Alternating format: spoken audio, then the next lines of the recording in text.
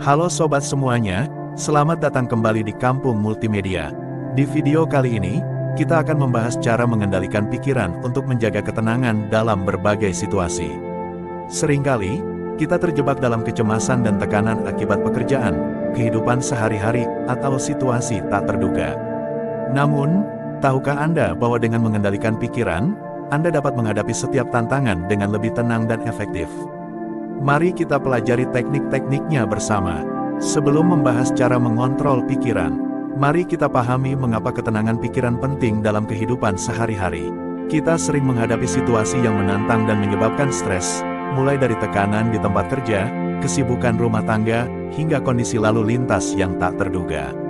Semua ini dapat mempengaruhi kesehatan mental dan fisik kita.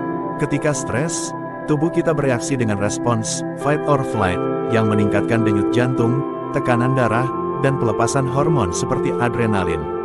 Meskipun respons ini bermanfaat dalam situasi berbahaya, jika terjadi terus-menerus, dapat berdampak negatif pada kesehatan.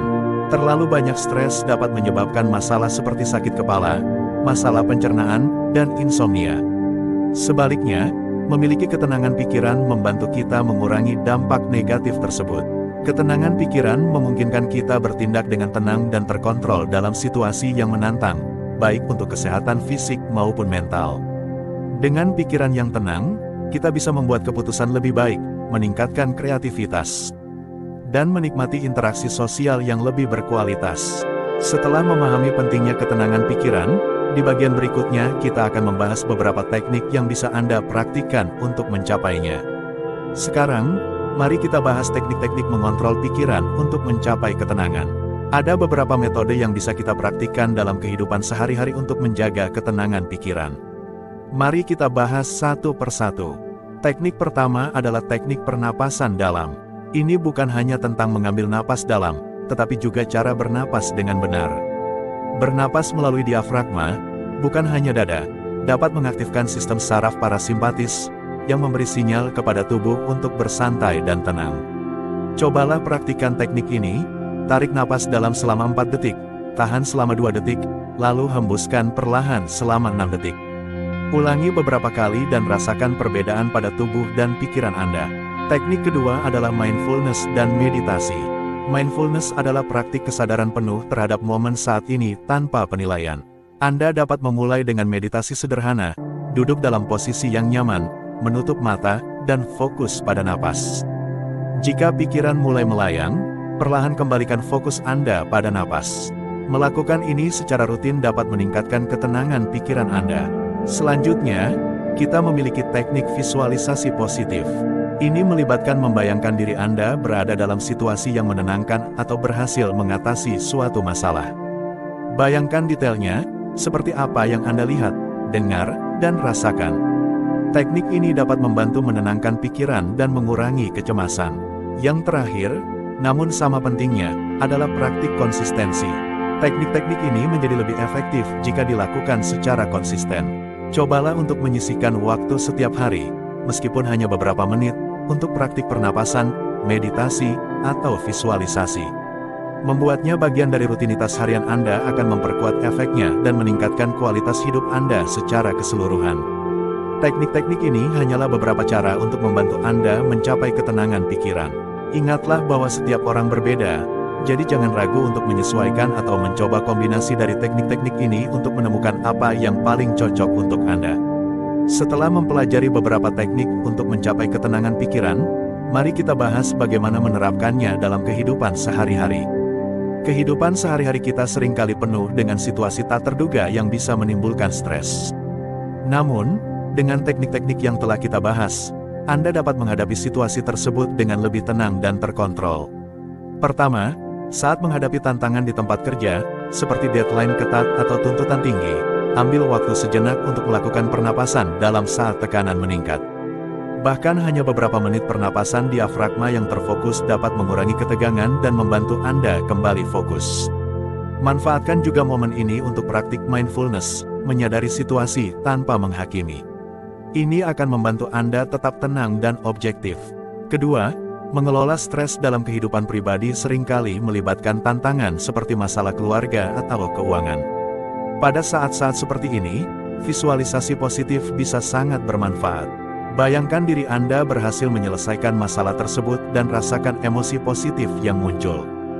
Hal ini membantu membangun mindset yang positif dan mengurangi kecemasan atau rasa takut. Ketiga, menjaga keseimbangan dalam kehidupan sosial dapat menjadi tantangan ketika kita merasa tertekan atau canggung. Di sini, praktik mindfulness sangat berguna. Fokuslah pada momen saat ini, dengarkan dengan seksama apa yang dikatakan orang lain, dan terlibatlah dalam percakapan tanpa terlalu memikirkan apa yang akan Anda katakan selanjutnya. Ini membantu Anda terhubung lebih baik dengan orang lain dan mengurangi kecemasan sosial. Keempat, rutinitas harian yang mendukung ketenangan pikiran sangat penting. Mulailah atau akhiri hari Anda dengan sesi meditasi singkat atau luangkan waktu untuk berjalan-jalan santai. Membuat kebiasaan ini dapat membantu menjaga pikiran Anda tetap tenang dan siap menghadapi apapun yang datang sepanjang hari. Ini adalah beberapa cara untuk menerapkan teknik ketenangan pikiran dalam kehidupan sehari-hari Anda. Konsistensi dan kesabaran adalah kunci dalam praktik ini. Dengan terus berlatih dan menyesuaikan teknik ini untuk kebutuhan Anda akan menemukan ketenangan yang lebih besar dalam hidup. Kita semua pernah menghadapi situasi yang sangat menantang yang menguji ketenangan pikiran kita. Di bagian ini, kita akan membahas bagaimana menerapkan teknik yang telah kita pelajari untuk tetap tenang bahkan dalam situasi paling sulit sekalipun. 1. Menghadapi konflik dengan tenang. Saat menghadapi konflik, penting untuk tetap tenang. Gunakan teknik pernapasan dalam untuk mengatur emosi sebelum merespons.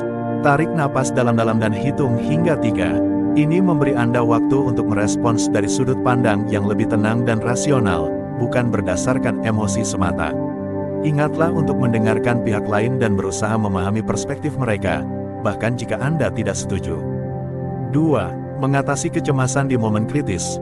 Ketika Anda merasa cemas atau gugup, misalnya saat wawancara kerja atau presentasi, latih visualisasi positif. Bayangkan diri Anda berhasil menyelesaikan tugas dengan baik.